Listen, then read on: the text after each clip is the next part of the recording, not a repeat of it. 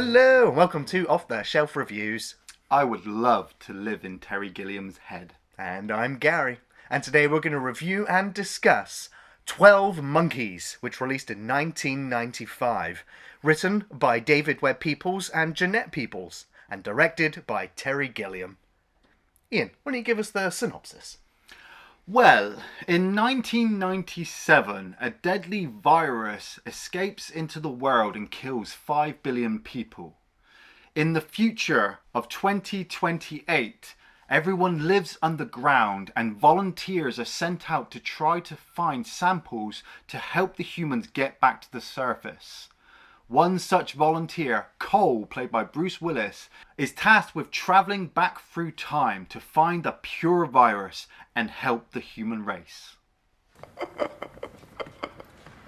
So, this film has a title or a tagline that pops up saying inspired by the film Le Jeté, which is a 1962 French film, which is told in black and white, mostly still images. Yeah. And it tells the story of a soldier or a person who kind of witnesses a death. He's existed post World War III, and he time travels back to try and find a way to prevent what's coming. Yeah. And so that really is the groundwork, the basis for 12 Monkeys in essence. Yeah. Although this, of course, has Terry Gilliam's complete mental over imaginative kind of aspect to the filmmaking side of it. But it's also interesting that Gilliam also said he never saw Le Jeté and he refused to watch it until after he had made his movie. Nice. Because he didn't want to have it in his mind to see the parallels. He said it would just be a creative block having it there. Nice. But I also find it interesting that, I mean, it's almost a miracle that this film ever got made.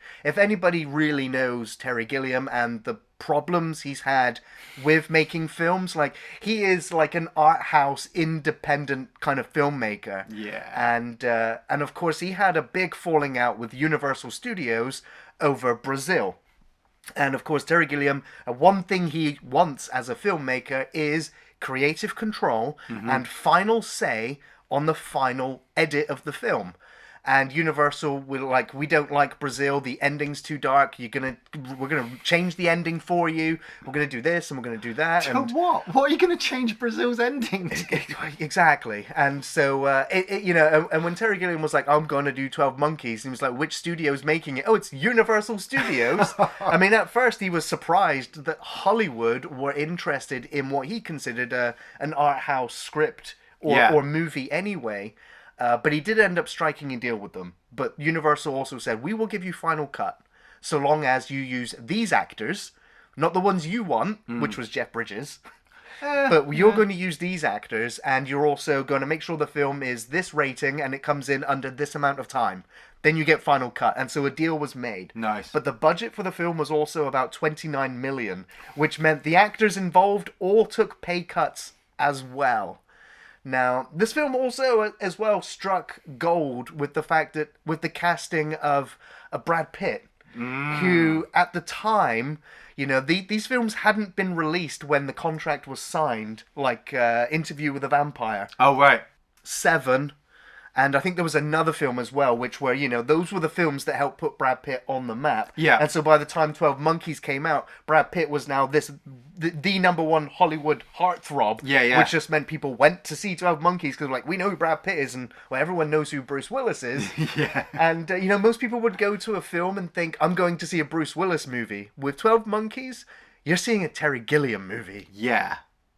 I absolutely love Terry Gilliam. I mean, everything that he does in Monty Python is just gold. Time Bandits is like a childhood fucking lush. Like Brazil. What did he do? Fisher King. Imaginarium of Dr. Parnassus, I believe he did as well. I mean, that was a weird movie. When you go to see a Terry Gilliam movie, you're seeing a Terry Gilliam movie. And when 12 Monkeys dropped back in 1995, I mean, I think I was still kind of naive when it came to looking at films, but the lineup struck me. I'm like, Terry Gilliam, Brad Pitt, Bruce Willis. Like, like Gary just said, with Brad Pitt, he was a big fucking name. So I'm seeing him in this film, which I didn't think I'd see Brad Pitt in this kind of film.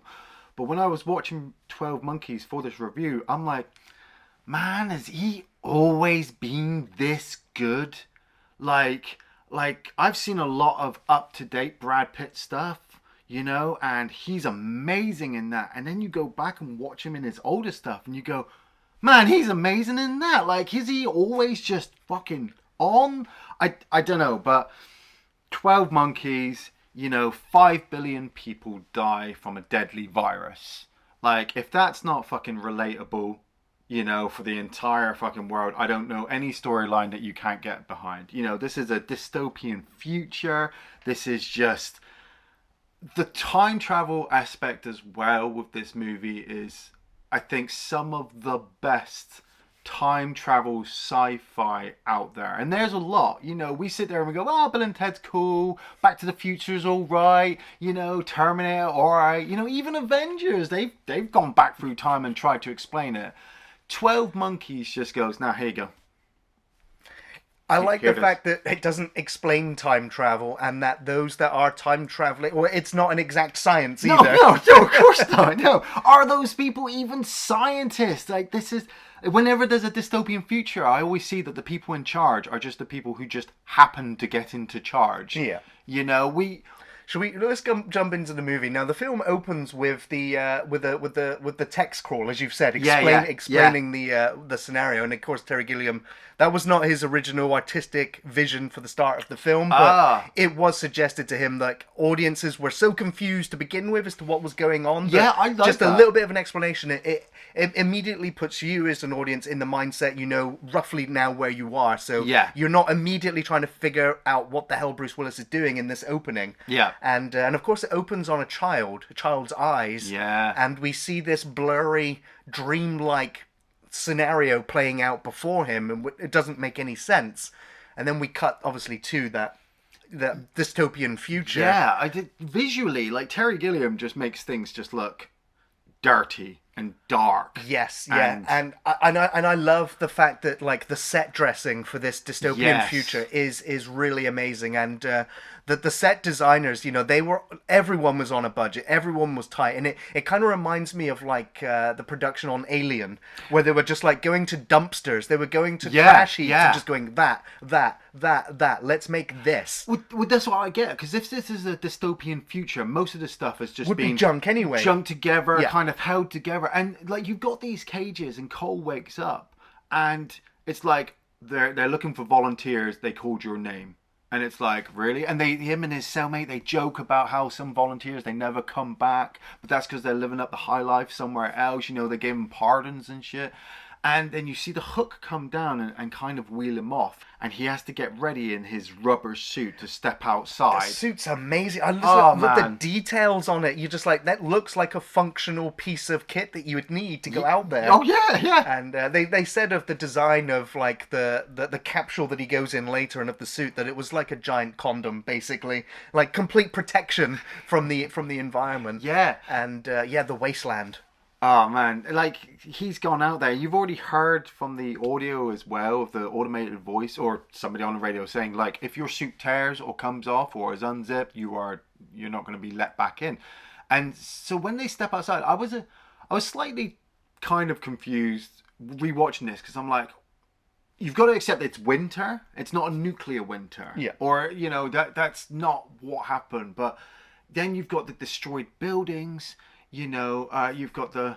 Just want a little bit of trivia for you. It's shot in Philadelphia. Yeah. And it's not snow. It's actually dry. It was actually ice that they've got, and they broke up all of the ice to make it look like snow. And you can't tell, and it looks really effective. That's it. Everything is just so practical. Him walking around. There's a fucking bear. Bart! It's Bart the bear! No.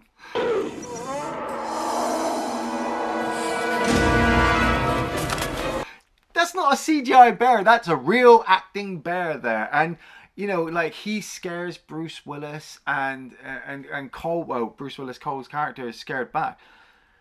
For me, it's easy to kind of get into the mindset that this guy has not known any other type of life other than underground, and then coming out to the surface in this rubber suit, having to deal with things that he just doesn't understand.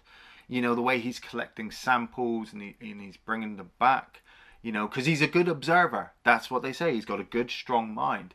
And so when they get him back inside and they've decontaminated him, they're like, okay, Cole.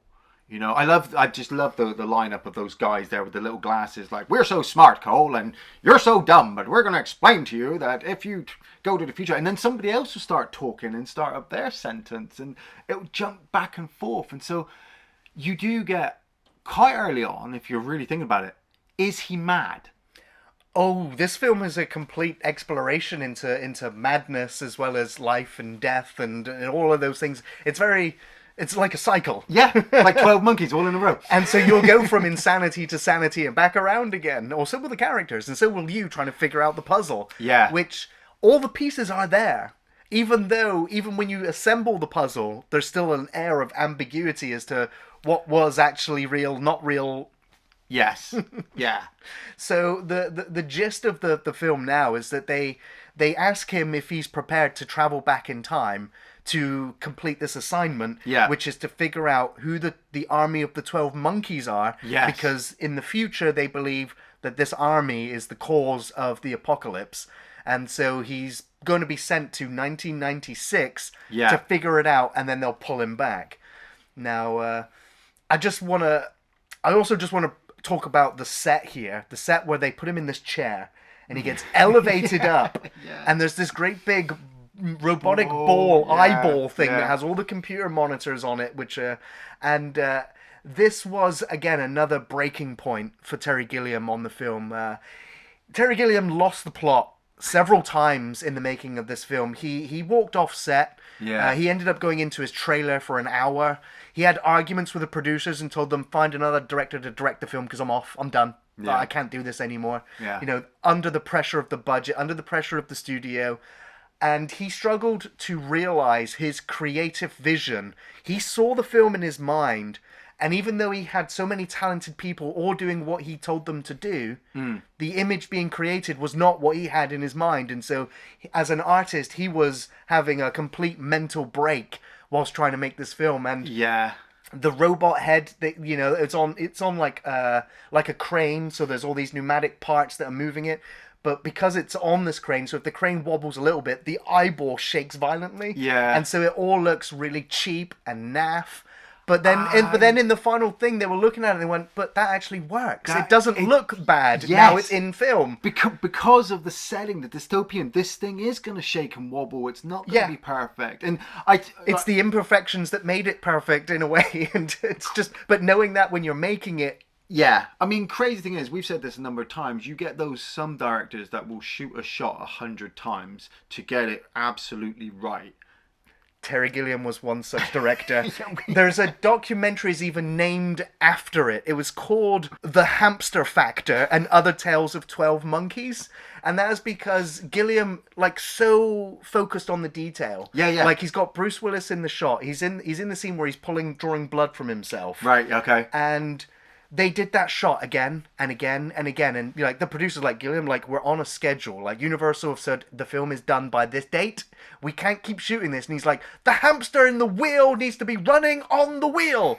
So Bruce, I'm sorry, you're doing great, but the hamster needs to be running on the wheel for this take. And so again and again and again and again. So even though the actors and everything is perfect, a tiny detail in the corner that no one's even focused on. So because you're going to focus on it, something else will. The insanity of Gilliam. I totally get it, Terry. I'm behind you all the way because once you put those shots together, and the fact that now it jumps to 1990, Baltimore, and we're introduced to Madeleine Stowe's character, Dr. Riley. Madeleine Stowe, last of the Mohicans. She is absolutely gorgeous. She's done a shit ton of stuff. I really liked her in We Were Soldiers, but Last of the Mohicans is if you haven't seen it, go see it, and then come back and watch 12 Monkeys. And you get her involvement in this case now because she's been called by the police because they've got a guy locked up who's crazy strong. He's acting out. He's talking about people dying and stuff, and so she comes across Bruce Willis caged in this police station, and he's been drugged up, you know. I also love the parallels from the future to the present, yes. where he's being escorted around by a white dude and a black dude. Yeah, he's put through this shower system, vigorously rubbed, Yeah. and then in the past, he's being escorted around by a black dude and a white dude. He's being put through the prison system. He's been put through the showers, and he's being scrubbed all down. Yeah. So it's just like the parallels are great. That's like I said, that's where the magic comes in. Because seriously, as I was watching this for like the 100th time for this review, I started to really question, like, is all this in his head? Because they've got all these parallels to all these things, and the way that Madeleine Stowe's character, she's integral because she recognizes him right off the bat when they're in the police station. She's like, I'm sure I know you from somewhere, and he's like, you can't because he knows he comes from the future and he's in the wrong place. And the police are just like, look, we don't buy your story. We don't think you're insane. We just think, you're a bad guy, but we're going to ship you off to the mental asylum. And he gets shipped off there. And, all Cole wants to do is gather evidence so that he can send it back to find about the army of the 12 monkeys. But he's smart enough as well that when he gets to the mental asylum and he has his sit down with these scientists again, much like the future, another parallel, yep. They're like, explain it to me. And he's like, you won't know about this. It's only 1990. I was supposed to be sent to 1996. I'm 6 years well off.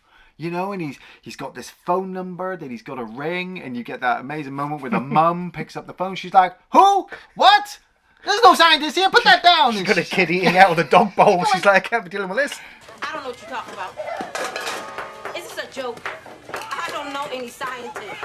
And it's just so brilliant that, because obviously if you watch, like 1995, I didn't fully get this first time watching it, but watching enough time travel stuff, I'm like, they'd be monitoring that. It's only a few moments for them because, 35 years, 40 years, whatever. But Cole's now got to sit and wait. And that's when obviously he's led into the mental asylum and he's introduced to Brad Pitt. 1995, pre-2000, still hadn't done Fight Club yet, but he's just done a vampire movie, so he's looking pretty hot, Brad Pitt, who is crazy as fuck. Now, there's one thing that's really drew in Brad Pitt and Bruce Willis to this project is the fact that they got to play characters that they don't ordinarily play. Yeah. Now, when Gilliam sat down with Bruce Willis, he just went, these are all the things that you do that make John McClane John McClane. You are not allowed to do any of these things in this film, or you're out. Because you are not John McClane, okay? John McClane, no. You are James Cole, yeah. And this is the character. And so it was a transformation. It was a chance for Bruce Willis to show Yeah. this vulnerability, Yeah. He's childlike in some moments, some regards, like he hasn't really grown up. Yeah, and the same is also for Brad Pitt here. Now, Brad Pitt had to, Terry Gilliam had a panic and realised that Brad Pitt's not actually yet ready to deliver this character. So he actually took him to go and get speech training and to go and see doctors. And apparently Brad Pitt checked himself into an asylum once he had done some of this training and didn't let anybody know, and they almost didn't let him out because he was delivering this manic... I'm Brad Pitt! No, you're not, man. Get back in your bed. He was delivering this manic, depressive schizophrenia. Yeah. And of course he had the contact lens as well. Yes. And so he... there's an unfounded story as well that Gilliam took away Brad Pitt's cigarettes, which helped him with that kind of agitated, energy. kind of stressed, like, Yeah. I just want to get through this But scene. all of the tics and all of the way, like the rapid speech that he goes I love through. the way he does his finger at people. He's like... You're like, oh... His speech as well about consumerism and Yes. everything else. Oh, that was pre-Fight Club. Yes, I know. I was just like, you can see from here to Yes. Fight Club the link. Yes. So there's another link as well. It comes up later where Cole actually says to Madeleine Stowe at one point, "All I see is dead people," and I'm like, this is 4 years before Sixth Sense, and it's also in Philadelphia. It's the same city. Oh, Jesus, you killed him. I see it, dead people. Come on. It's just amazing. But you have Brad Pitt trying to explain everything to Cole. Cole not fully understanding what's going on. I mean, you have that brilliant moment where he eats a spider because he wants to take back a sample to the future, but he hasn't got any way to do it. And then Brad Pitt comes up with this whole escape plan for him. He's just like, escape, key, monkey, and he blows his key up, and Bruce Willis is still sat there completely drugged up, not knowing what's going on, but he manages to escape for a little while.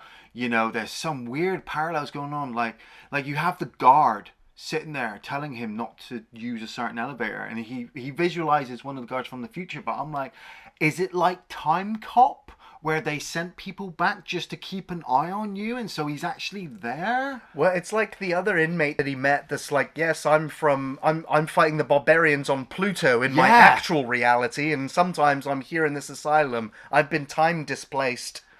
Yeah. And then you pan down to see his bunny slippers, and you're just like, how much can you believe a man that says something like that? Well, this is it. For Cole, it's enough, because he starts to question, like, okay, is this real? And, you know, when he tries to escape, they capture him again. They lock him up, they drug him up, they stick him in a cage, and he just disappears. Back to the future. Yeah. And it's really nice that the film does kind of still focus on the people in the present to say, okay, what the hell's kind of going on? Who is this guy?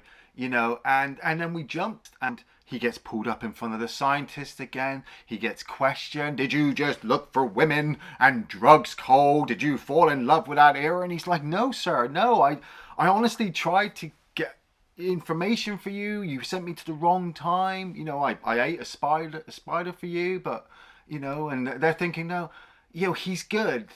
He's good. He's got a good mind. We're getting ready to go back, and this whole setup again for the second time jump. I like the fact that we don't see it too much. Yes, I love that too, because I mean, Gilliam and Bruce Willis, they laughed when they looked at the script, because it was just like, and Cole gets placed into a time machine capsule. So it was like, they had to like come up with everything that was going to be in that like 3-second shot. And again, like this great big industrial time machine, again put in like a wrapped condom thing. Yeah, and then just fired into it. I kind of started overthinking it. I'm like, so they're firing him at maybe the speed of light down this thing? Like, is he moving out? Or is he the science doesn't matter. It's the fact that it works. Yeah, it did, but works. Not correctly. Yeah. And then we're thrust not back to where we want to be, but to fucking World War One. You know, we're in a battlefield, a French at the trench. moment, yeah. You know, and Cole is naked. He's scared. He doesn't know what's going on. He's about to get shot, and he happens to see one of his prisoner inmates. It's Jose again from the beginning. Yeah. Yeah. You know, being carried on a stretcher, and they kind of reach out to each other, and Cole is shot in the leg, and then he's fired off again. And we're back to Baltimore, you know, we're back to Madeleine Stowe. She's giving a presentation on kind of apocalyptic predictions, and then people in time. And I love that little detail. I mean, I know it's obviously not really real, but I love the fact that she brings up the one from like 1300 AD or whatever, who was speaking perfect English about a virus that was going to wipe us out. And then she brings up this soldier that from World War One could speak perfect English and was talking about, you know, a virus in the future. And this is very sneaky of the movie, but it's just enough. David Morse playing Dr. Peters. He kind of just slips himself in there with his sneaky fucking ponytail, and he kind of just, oh, well, you know, Dr. Riley. The human race can't sustain itself with overpopulation and overconsumerism of products and stuff. Don't you think that we're at the point that we should be wiped out, you know, and humans are reached? And she's like, ha ha ha, yeah, okay, mate, yeah, okay, signs his book and kind of sends him on his way. And you don't think about it, and it's really nicely done. I really love the way that it's kind of just snuck in there for you to keep your mind completely focused on Cole, Dr. Riley, and the Army of the 12 Monkeys. Yeah, well, like I said, this film is like a puzzle, and there are so many pieces, and you just don't know how they fit yet. Yeah. And the film keeps doing that, keep giving you another couple of pieces to play with, before we are now... What critics and the most obvious criticisms of the film is that the pacing here now falls a little bit flat. Where we develop Cole and Catherine's characters under the abduction kind of scenario. Yeah. Where she's basically a hostage to him, And for the most, I mean, originally in the original script, she is just carted around by him until the end of the film. Yeah. Until, there's a midpoint in the film where she actually has the opportunity then to escape from him when he gets out of the car and he's pulling off all of these posters going, look, the 12 monkeys, the 12 monkeys. And she locks the car doors and she's like, I can escape now.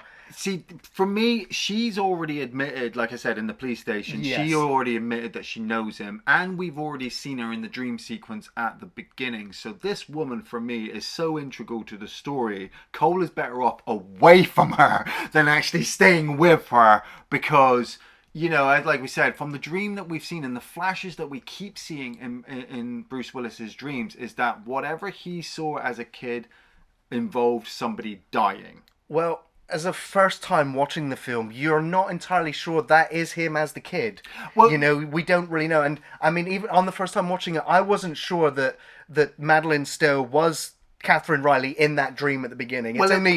It's this bit now where they're driving around, and he, like we said, Bruce Willis is so good at this point in his career that he's acting like a child listening to music, the air, the wind. Like he stops being threatening. He's already pulled her into the car. He's scaring her. She thinks he's got a gun, but then he stops being threatening when she realizes that, hold on a minute, this is so natural. She's a well-trained doctor. All of these emotions she's getting from him, this is all new to him. So something's up. When they get to the motel and he ties her to the bed, he wakes up from his dream. And he does say to her at that point, because it gets a bit sketchy, he kind of looms over her like he might try to rape her or whatever. But he sniffs her and he feels her hair and he says, you were in my dream, but your hair was different. And she's just like, what do you mean? And he goes, oh, it's the same dream I've always had since I was a kid. She puts up this whole barrier now in the movie, I find, which is I think is really good, where she explains it to Cole that, look, this is all because of everything that's going on. You've distanced yourself from reality. You've given up the responsibilities of life. You've created this whole apocalyptic mentality that you're here to save the world, and you're not really, because 5 million people aren't going to die, and you're only thinking of me constantly because you've kidnapped me and I'm involved in this situation. But when they get to Philadelphia and he's just like, look, it's the army of the 12 monkeys painted on this wall. There's that point in the car and she goes, no, I know. I'm somehow connected to all this. They go into that abandoned theater or whatever and those two guys attack. Man, fuck me. Bruce Willis is so violent in this sequence. I'd hate to think what Cole had to do as a child to survive. Yeah.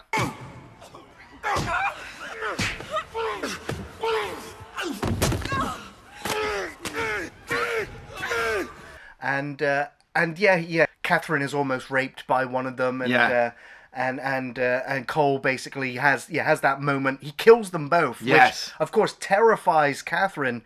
But she understands, she kind of just got saved, but at the same time she's still distressed. But they do end up finding where the 12 monkeys hideout may be. They follow the paint in there and he starts questioning them. He's going through the folders and files and he's just like, you are all responsible, but they're just like dumb kids. They're there to protect the animals. But the thing is, they find the link to the person, which because he's been foretold by the scientists, seeing the newspaper clippings and the news reports. And then of course he notices in the old reports he sees Jeffrey Goins' character Brad Pitt in there, so he's like, there's a connection. And Jeffrey's dad, Christopher Plummer, is like a top virologist. I don't know if I'm saying that right, but he deals with viruses and animal studies. So we're testing products on animals. And so you start to gather the connection. But at this point, 1996, Jeffrey Goins, Brad Pitt,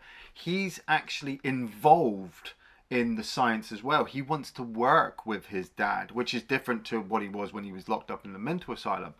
And so, Catherine and Cole, they drive to the house. And I like the stuff in the background as well that you kind of have to pay attention to. So there's this whole news report going on about a little boy who's fallen down a well and the police are trying to rescue him before he dies or whatever. And Cole's just like, nah, they find him in a barn. I remember it from when I was a little kid. And she's like, no, you can't be. You can't know what's going on. He's trapped down this well. And he's just like, yeah, okay, you believe whatever you want to believe, and they drive to the place, and he locks Catherine. Well, he has this moment with Catherine where you think he's going to do something harsh, and when he breaks into Jeffrey Goins' mansion with his father, you hear on the radio that they found a body in the forest of a woman who's been mutilated. So immediately your mind could say, holy shit, he's killed her. And then when he confronts Brad Pitt kind of explains to him, like, it was all your idea. You told me about this virus from the future that wiped people out and said, hey, shouldn't we wipe people out? So maybe we should get this virus. And Bruce Willis is like, no, that's not what I said. Well, that's the moment that happens. You're just like, oh my god, is this like a paradox thing? Is the whole virus only come into existence because he travelled back, but then the virus existed in the first place? But gone cross-eyed again. But it's really, I really love those weird, obscure, off-kilter angles Terry Gilliam throws in. Yeah, that is, the sanity meter. The more tilted it becomes. Yeah. And it is, the Dutch angle. It is putting you off balance, basically. And that's how you're kind of meant to feel with that revelation of the fact that he told him about the future, which gave him the idea to go and make the future happen. Yeah. So you're like, is it the causality and effect, or is it coincidence, it's time travel, mate. It's a sketchy fucking thing. So he ends up having to fight his way out. He beats a few people up on his escape, and he runs back. He lets her out of the car, the boot of the car. Yes. And she's like, "What have you done? You've killed more people." And but he's just like, you know what? I could live here, like fresh air, water, land. He's so happy. But then, bump. That's all you had to do what they say, okay? And I love the frogs. I love the spiders. I'll help you. Okay, I won't let them... I love that forest bit where she's just like, no, we're gonna get them to come and get you. You need to be locked up. You're all worried. They're worried about us. And then he's gone, and she's so shocked, like, how? There's nowhere he could have gone. And she tries to explain it to the police, and the policeman's just like, well, you were shocked. You're caring for him, so you probably let him go. But as we're here with her, she starts to notice the little things. The way he was acting, the news report with the little boy. They find him in the barn. The bullet that she takes out of Bruce Willis's leg from being shot, she gets analysed, and it's like, look, it's from World War One. She's like, how's that possible? She finds the photo of Jose that she had in her studies, extends it. Bang, there's Bruce Willis. So immediately at this point, I'm like, oh, we're all insane then. You're right. We're all insane. Exactly. And so when Cole does get sent back, I mean, we see him again in the future. His insanity is much more developed because the scientists have got like this like cartoon covers. Singing. He's so innocent. His mind is going, but he composes himself again and says, "Look, send me back. You can't send anybody else. I can finish this job. I know the people involved. Yes. Let me go back." And when he does get sent back, and Catherine finds him, he's just like, "No, I'm completely insane. You were right. I need to be locked up. Take me away." And she's the one going, "No, you're a time traveler. These are all the things." It's a complete flick, and I'm like, "Oh my god, I'm with the this." Fragile nature of sanity, I guess. And I mean, for me, like, Catherine Riley's character is, for me, like the POV character of the film, even though it's Bruce's story. Yeah. She's the one who we're with as an audience from the present, seeing these things happen. Yeah. The detective figuring out the time travel stuff, going, okay, these are all these facts, all this evidence now means it's real. Yeah. So we're with her. When he's like, no, it's all, I made it all up. I'm insane. Yeah. I'm because mad. as an audience member, we're like, no, we've seen it. We know. we do. But we needed another character to understand it as well, because Cole, as strong as his mind is, wasn't enough to keep traveling through time or much. He hasn't slept properly, in a while. But she brings him back to that level, and this is one of my favorite scenes in the film where they go to the theater and it's a 24-hour marathon, and they're watching Vertigo, and of course, like, Vertigo is like an inspiration for so much sci-fi stuff that's come after, with the time travel aspect, and they're sat there like, it's kind of like us, isn't it? I absolutely love that line from Bruce Willis, and I think I tried to just keep that in my head when I watch films. What about how films never change, but you do? It never changes, but you grow up, you become more mature, you understand it, you see more things, and like we said, it's the hamster on the wheel. After a while, I would notice if that hamster's not running or not, because every time I watch it, it's not changed, but I'm looking for more. I want to bring up the hotel moment when they snuck to the hotel, and this hotel is just used for prostitutes and businessmen, but Madeleine Stowe's using it to try to convince Cole, like, look, this is all real. Explain this, explain that, and this pimp turns up, and I looked at his face. I'm like, who the fuck are you? And it's the bad guy from Long Kiss Goodnight, but Cole beats the shit out of him. And Madeleine Stowe's like, no, don't kill him, stick him in the closet. No, take his money first. He's like, you want me to rob him? And because she's now the leader, she's going to drag him. She's like, yeah. And he drags him to the bathroom and he shoves him in the bathroom.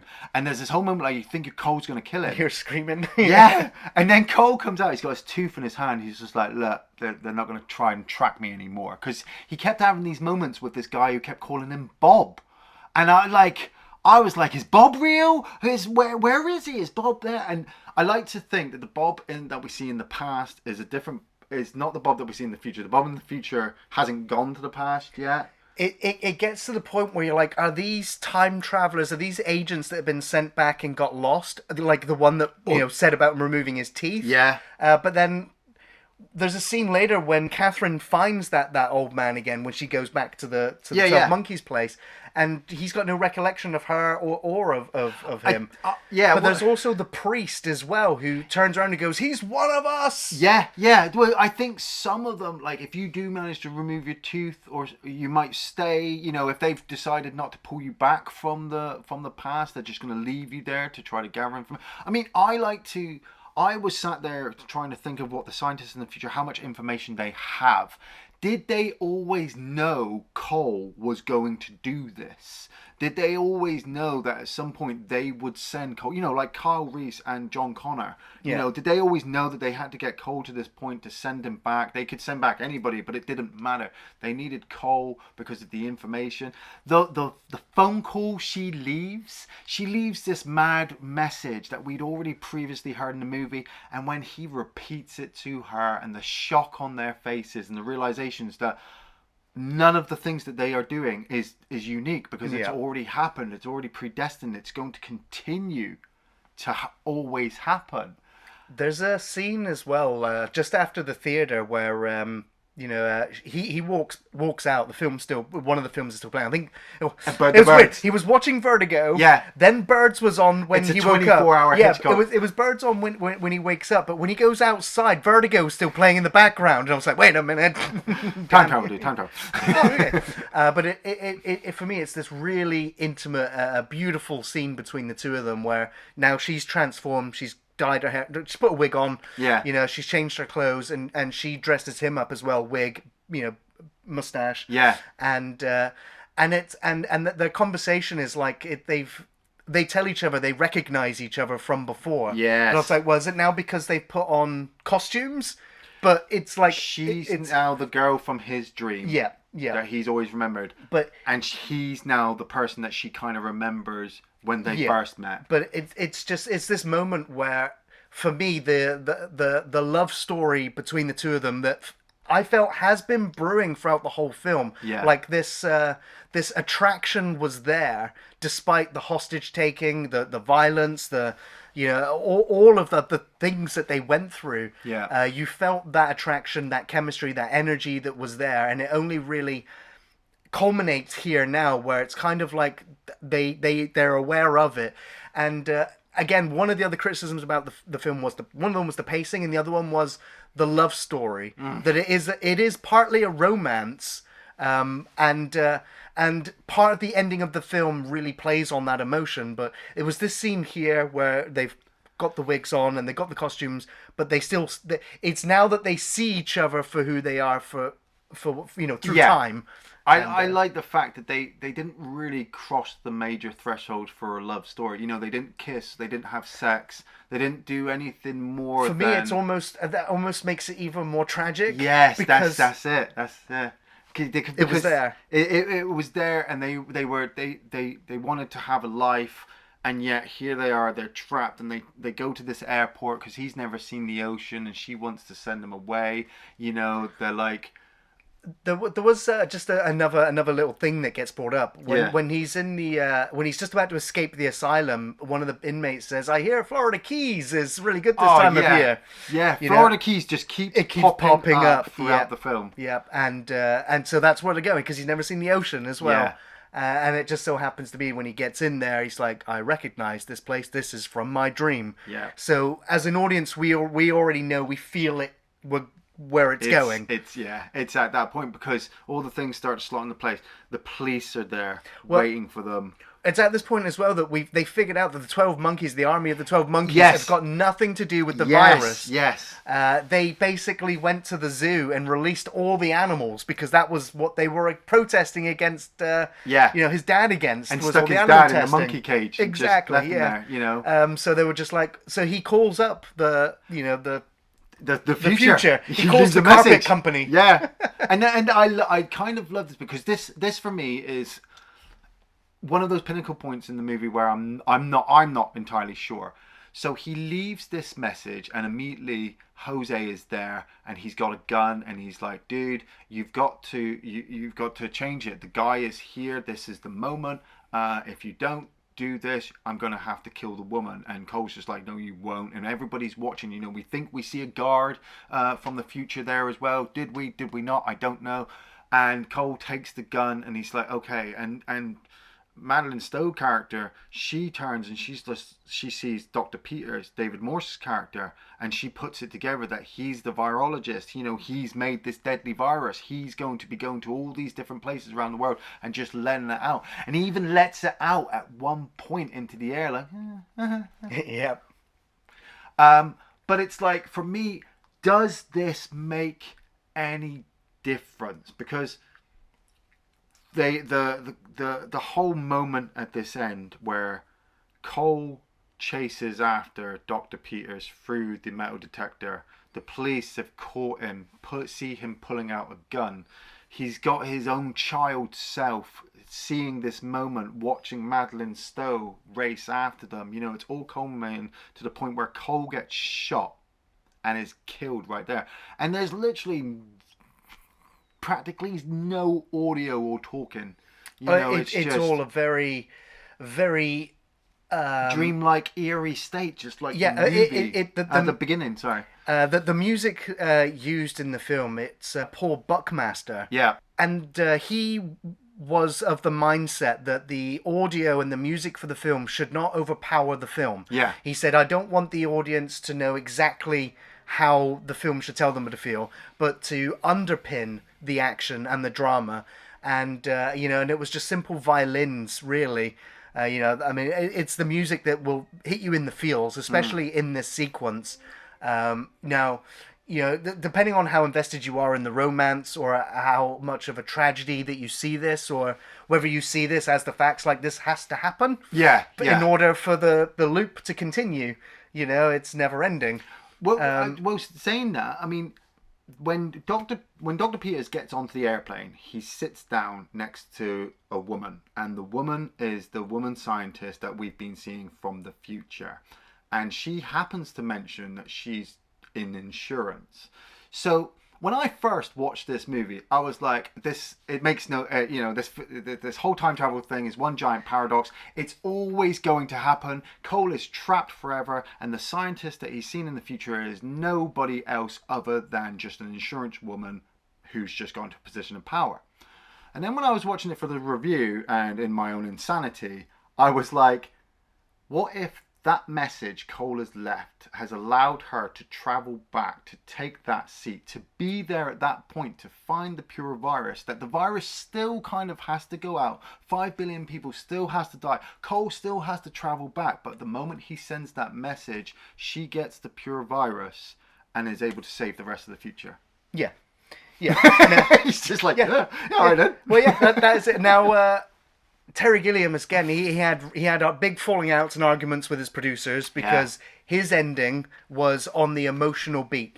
Because this is Cole's story, this is Cole's mind. Yeah. The moment Cole's dead, the film ends. Because we shouldn't be knowing what happens post Cole's death. No, we need in Gilliam's mind. Yeah. That's where he was at. He was like, the film opens on the kid's eyes, the film ends on the kid's eyes. Yeah, and he didn't get his way. The producers kind of won on this one, but he was happy to let this happen. Yeah. To have the text at the beginning, and he disallowed the filming of this additional ending. He didn't want it, but he put up all these barriers to stop it from happening, but he still did it. Yeah. And even when it was done, he was like, it's not going in the final film though, because I've got final say. But audiences kind of wanted this. And again, it's going back to like the Universal Brazil thing, going, film's got to have a happy ending. Well, we need to show that it works. See, I'm not saying that this ending is a happy ending. It's an ambiguous ending. But it is a Pandora's box having this airplane scene at the end. Now, according to Terry Gilliam, and because I'm saying it's his film, his vision, his mind, for him, it was frustrating because he was like, I don't want to just spell it out for the audience going, well, now you've seen the scientist from the future ensuring a good outcome, she's going to get the virus, etc. In his mind, it's just showing that Cole's mission, success. So it wasn't in vain. He didn't die for nothing.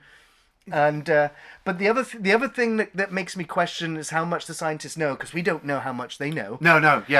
Is the fact that the only reason why the virus was made was because of Catherine's character getting involved and interested in doomsday prophet sayers, which in turn got David Morse's character interested in making the virus and doing what she talked about the prophecy was. But she only started talking about that in 1996 after she'd already spoken to Cole. Exactly, and which then gave them the idea. So it's just like, so who caused what idea to make what happen? The cause and effect is. See, as I said, like Bruce Willis said in this movie, when I first watched it as a kid, I didn't see Cole's mission as a success. You know, he actually had failed the first time I'd watched this because the virus had still escaped, people had still died, he'd still got locked on the ground. It's the film is saying in this film is saying that you can't change the fate, you can't change the past to the future. It's going to happen. Yeah, I get that, but at the same time, I'm also in the mindset that, like, as I said, I get older, that seeing that woman at the end, which, you know, I'm glad I do. Because it is Cole's story, and we see that last bit with the kid flying off, which really hits in the feels, knowing that his parents are going to probably die of some horrible virus in about 7 days. And the fact that she sat there, you know, you can easily say, nah, she's got nothing to do with it, she's just a mad woman in the future in control. Or you can have her save the future. That's the beauty of this film, and it's rare to have that with a movie where you can go, well, actually, I think this. No, actually, I think this. And it doesn't matter because the film will always be the same. Always. And will never change whatever you think. There's the one thing I did rule out, though, with it's not a coincidence that it is her there. And it's not 1996-7 version of her. It's because of the age difference. You know, she looks the same age as the scientist from the future, so it makes me believe it's not past her. Oh yeah. I get that, but at the same time, we have just been talking to a guy who's been traveling through time. He could be mad. Yeah, I know, but he's dead already, so this is for the audience, not for him now. So yeah. We can't travel back in time. Whoop. You're not here. You can't trick me. People don't exist. You're not real. I am insane. And you are my insanity. Man, we could talk about this film for days. Ian, what's your favourite scenes? You know, I'm honestly, people, I got to keep it short and sweet because I have a load and I could list them all off, but I'm not. The whole movie, from start to finish, is just one massive, huge time-travelling fantasy escapade for myself. It's Terry Gilliam. Gary, please, go. Sure. I love the future stuff. I wish there was more of it. I loved all the details, the steampunk nature, all the pipes and steam. I loved all that future stuff. I thought it was really well done, and again, it set your mind up for this horrible, bleak future, so that you are hopeful for the whole journey, that this can be prevented. And so it does feel like a downer of an ending, in the fact that, no, even though they were trying to stop and prevent this, it can't be prevented. It's going to happen, but at least there's now the hope for a resolution back in the future, etc. So all the future stuff I thought was just really, really well done. I think favorite scene for Brad Pitt, it's the moment we get introduced to him, where he's giving him the tour of the asylum. Just absolutely steals the scenes. Yeah. Really, really good.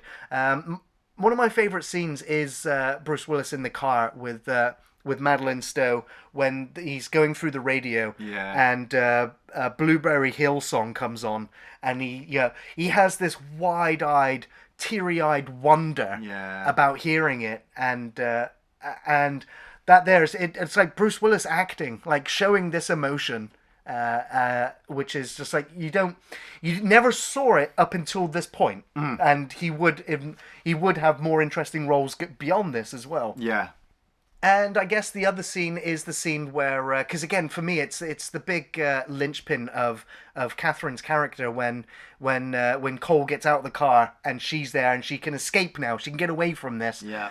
But again, it wasn't in the script, and it was only after audiences or ideas were being put forward to Terry, like, why is she staying with him when she can get away? Like, and again, like the love story not being believed enough. And so this was there to just go, she's made the decision. It's her choice now to be here. She's not being dragged through the story by Cole. And I thought that was very, very important. And she delivered that part really, really, really well. Yeah. And of course, I loved the floating eyeball television set thing. It's crazy. I love that. Love that. Iain, do you recommend 12 Monkeys? At this moment in time, at this moment, I might look back on this review in the future and go, oh, what the hell am I talking about? It's madness. Terry Gilliam doesn't know what he's doing behind that camera. He's a crazed madman. Brad Pitt, Bruce Willis, they're such bad actors. But I never know. There is no fate for what you make for yourself, I suppose, what they say. Yes. I totally recommend 12 Monkeys. It is just masterful on a level that I said this to Gary before we started to film. When people say to me, Iain, why do you hate Dark Fate so much? Go and watch 12 Monkeys and you will see a good time travel movie. Oh, hell yeah. This for me is a top tier recommendation. It's an absolute must watch, especially if you enjoy sci-fi and mystery and mind-bending, thought-provoking cinema. Hell yeah. Terry Gilliam has created a masterpiece out of his own insanity that is layered, intriguing, creative, and very entertaining. The cast are all on top form, proving throughout the film how much range they have. Bruce Willis especially showing that vulnerability not seen till then. Brad Pitt was wild in his role, nailing that portrayal of a manic depressive mixed with schizophrenia. Really memorable. And Madeleine Stowe really helped bridge the two. Yes. We follow into the madness, and who carries a lot of the emotional weight of the story. And the story is fantastic. I love how it requires you to pay attention. Yeah. It doesn't hold your hand. You have to look for the little details in order to piece the whole picture together. And even more on repeat viewings, it gets better and better. The pace, the sudden love plot was the only critical complaints, but again, after repeat viewings, the theme of a circle, that it happens again and again, I feel that it works and it's not forced. The music underpins the drama perfectly, never dominating. It fits wonderfully well. It's a really well-made labor of love. An exploration of madness, time, and death. It's an intelligent art house film in the Hollywood system. But it's a classic, one of the best, and it gets one of the highest recommendations from me. Thanks for watching Off the Shelf Reviews. I think to myself, what a wonderful